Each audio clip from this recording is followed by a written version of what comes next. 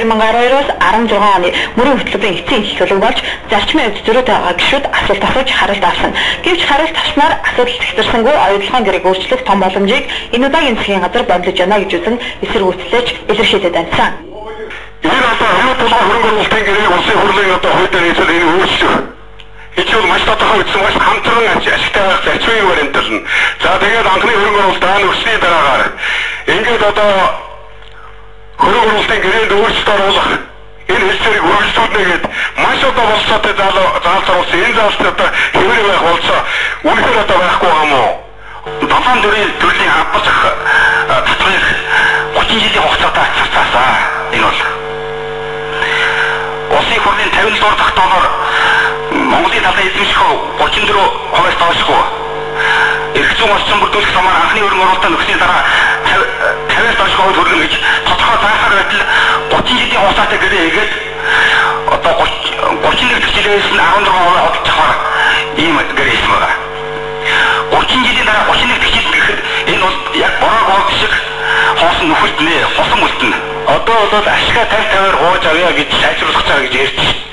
Одоо байгаа гэрээгээр номинал үнээр нь 53-47, нэрсэн үнээр нь 59-41. Та бууруулъя гэдэг санал оруулж ирж байна. Ингэж ярьж болохгүй. Би энэ гэрээ байгуулахад нь бас засгийн газар тэргийн шатрын сайтаар хасч ирсэн юм аа. Тийм учраас би тэнд өөрийгөө хамааруулж байна. Энд хэрэг хөрөнгө зөрүүтэй юм хийгдсэн байдаг бол засчихсан. Өнөөдөр хүртэл бол боломжийн хэмжээнд хийгдсэн гэж ингэж үзэж явсан. Засчмууд бол зөндөө. Энэ асуулт хариулт эсэргүүцэх явсны эцэс санал хураалт явагдаж оюутлогын гэрээнд өөрчлөлт оруулах гарт гэж зарим гишүүдийн үндсэн санал 1% ялагдсан. Ингээд үүний дараа аймаг сум дүүргийн орон нутгийн сонгуулийн тухай хуульд өөрчлөлт оруулах төрийн байгуулалтын байнгын орооны дүгнэлтийг улсын хурлын нэгдсэн чуулган хэлэлцэж баталсан юм а. Улсын хурлын эрхэм гишүүдээ улсын хурлын номрын ээлж чуулган удахгүй гэсэн. Энэ чуулганаар хэлцэх асуудлын жагсаалтыг улсын хурлаар батллаа.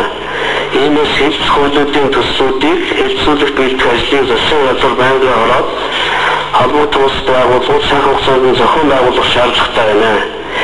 Ээлж тус чуулганы ажиллагаа өндөрлөсний мэдэгдээ анхаарал тавьсан баярлалаа. Улсын хурлын ээлж тус чуулганд нийтдээ 21 өдөр үргэлжилсэн. За энэ удаагийн ээлж тус чуулганаар хууль шин хуулийн төсөл дээрээс нь 17 хууль нэмэлт өөрчлөлт, за улсын хурлын тогтоолын 17 тогтоолыг өөрчлөн баталсан ийм үр дүнтэйгээр чуулганыг өнөөдөр хааж байна. За гэлээ гэсэн ч үрдээс 3 хоногийн өмнө батлагдсан орон нутгийн сонгуулийн тухай хуулинд за энэ удаагийн их хурал дахин өөрчлөлтийг шаардлагатай юмаа гэдэг ийм зарчмын зөрүүтэй санал дээр санал хурааж за дээшинх гишүүд за төрийн байнгын хорооны оруулж ирсэн аймаг сум дүүргийн иргэдийн төлөвлөгчдийн хурлын сонгуулийн тухай хуулийг өөрчлөлт оруулах зүйтэй юмаа гэдгээр санал нэгдэж за энэ хуулийг өөрчлөлт оруулахаар тогтлоо. За ингэснээр ирэх одоо 11 сарын 21-нд болох орон нутгийн сонгуулийн тухай хуульд за аймаг сум дүүргийн иргэдийн төлөвлөгчдийн хурлыг хэрэглэгчдийг сонгохдоо за сумдад бол аймагт бол сумдын тоотой тэнцүү төлөөлөгчтэй за дүүрэгт бол хорооны тоотой тэнцүү ийм төлөөлөгчтэй байх асуудлыг эцэслэн батлаж байгаа юм а.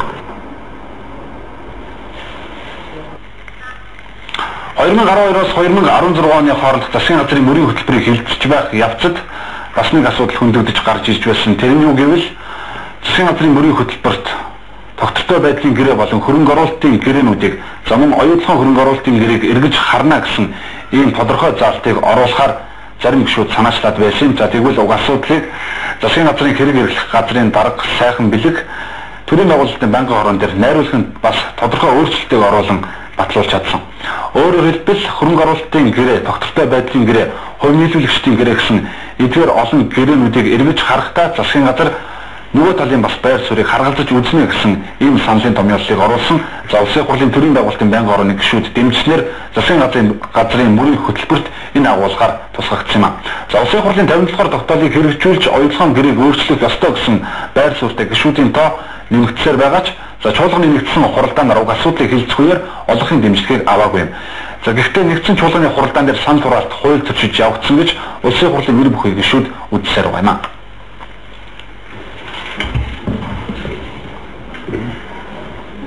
Оюутлогын хөрөнгө оруулалтын гэрээг өөрчлөхийн төлөө 20-д гишүүд байр суурь нэгтгэхэд байсан ч улсын хурлын өчигдрийн хуралдаанаар оюутлогын хөрөнгө оруулалтын гэрээнд өөрчлөлт оруулах ёстой гэсэн заалт гишүүдийн олонхын дэвшлийг аваагүй юм а. Харин ерөнхий сайд тайлбар хийхдээ засгийн газрын мөрийн хөтөлбөрт хөрөнгө оруулалтын гэрээнүүдийг эргэн харж шийдвэрлэх асуудлыг тусгасан гэдгийг хэлсэн. Харин засгийн газарт шаардлага хүргүүлээд байгаа гишүүд болохоор төсөл тусгаалan оруулсан оюутлага гэдэг үгийг аваад хайчихснараа асуудлын эрчийг солиулж байна хэмээн үзэж байгаа юм а.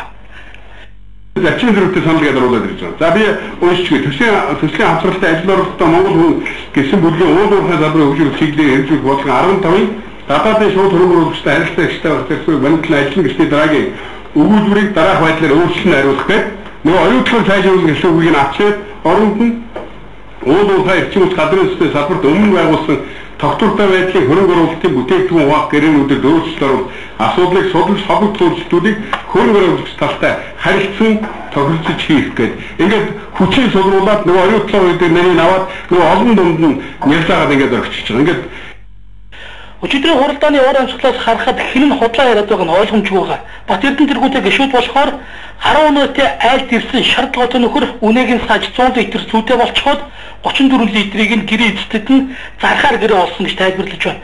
Харин нөгөө талд Фридланд нэг бороо олоод түүнийгээ тэжээгээд ашиг шимийг нь хүртэх гэхээр эндээс баахан хэзээ гараад ирсэн гэдэг зүйлийг зүйрлүүлэн хэлсэн байх юм а. Монгол алдагчтай юу 50-60% ашиг авах 30% ашиг авахгүй энийг баталгаатай хэлнэ. Энэ судалгаагаар шигшин тийм гарч байгаа юм.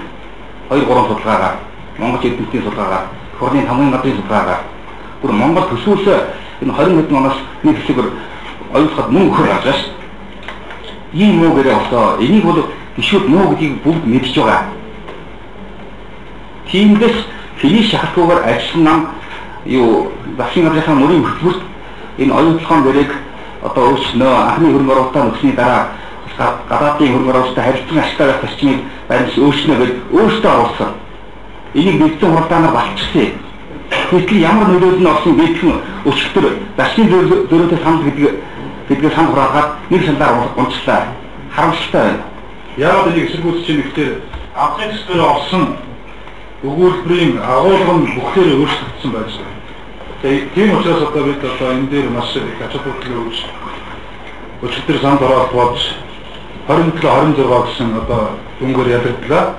Гэхдээ энэ урд нь гарын өсөлт орж энийг дэмжиж байгаа олон гишүүд бас өчигдрийн жолгоны уралдаанд байгаагүй энэ одоо бүх юм нөлөөсөн гэж үзэж байгаа юм. Нэгэнт хэн нь худлаа яриад байгаа нь ойлгомжгүй энэ тохиолдолд Ганбаатар гишүүн тухайн үед сангийн сайд байсан баяр цогтыг хаз мэтгэлцээнд өөрсдөө нь асуудлыг ойлгомжтой болгох зүг гарц сууж болох юм а.